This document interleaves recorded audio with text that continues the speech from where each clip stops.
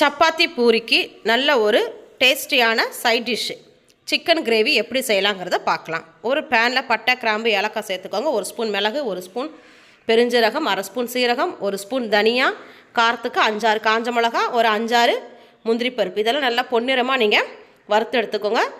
அது ஆறுனதுக்கப்புறம் ஒரு மிக்சி ஜாரில் போட்டு பவுடராக்கி நம்ம எடுத்துக்கலாம். அடுத்தது ஒரு 2 பெரிய வெங்காயம், அதையும் நல்லா சின்ன சின்னதாக கட் பண்ணி மிக்சியில் சேர்த்துக்கோங்க. ஒரு பெரிய தக்காளி 1, இதையும் நல்லா பேஸ்ட் பண்ணி எடுத்துக்கலாம்.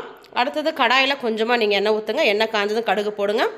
கடுகு பொரிஞ்சது நான் இன்றைக்கி ஒரு 3 பெரிய வெங்காயத்தை சின்ன சின்னதாக கட் பண்ணியிருக்கேன். அதையும் போட்டு நல்லா வதக்குங்க. அதோட கொஞ்சம் கருவேப்பிலை சேர்த்துக்கோங்க. பொன்னிறமாக வந்தவொடனே நான் ஒரு பெரிய தக்காளியை சின்ன சின்னதாக கட் பண்ணி வச்சுருக்கேன். அதையும் சேர்த்து நல்லா வதக்கிக்கலாம். நல்லா வதங்கினதுக்கப்புறம் ஒரு ஸ்பூன் இஞ்சி பூண்டு விழுது, அதையும் சேர்த்து நல்லா வதக்குங்க. அடுத்தது நம்ம அரைச்சி வச்சுருக்க வெங்காயம் தக்காளி சேர்த்துக்கலாம். அதையும் நல்லா மிக்ஸ் பண்ணி விடுங்க. நல்லா மிக்ஸ் பண்ணதுக்கப்புறமா அந்த பச்சை வாடை போனதுக்கப்புறம் நம்ம கழுவி வச்சுருக்க சிக்கன் அதில் சேர்த்துக்கலாம். அதோட கொஞ்சம் மஞ்சள் தூள், அரைச்சி வச்சுருக்க மசாலா, அடுத்தது ஒரு ஸ்பூன் குழம்பு மிளகாத்தூள் நல்லா மிக்ஸ் பண்ணி விடுங்க. மிக்ஸ் பண்ணதுக்கப்புறம் நம்ம தேவையான அளவு தண்ணி சேர்த்துக்கோங்க.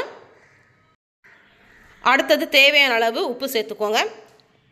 நல்லா மிக்ஸ் பண்ணி விட்டுட்டு ஒரு 20லேருந்து 25 நிமிஷம் நம்ம குக் பண்ணி எடுத்து நல்லா திக்கான ஒரு கிரேவி நமக்கு ரெடி ஆயிரும். இதை சப்பாத்தி பூரியோடு வச்சு சாப்பிட்டா டேஸ்ட்டு சூப்பராக இருக்குங்க. உங்களுக்கு பிடிச்சிருக்குன்னு நினைக்கிறேன். பிடிச்சிருந்தா இதே மாதிரி செஞ்சு பார்த்து லைக் பண்ணுங்கள், ஷேர் பண்ணுங்கள், கமெண்ட் பண்ணுங்கள், மறக்காமல் சப்ஸ்கிரைப் பண்ணுங்கள். தேங்க்யூ.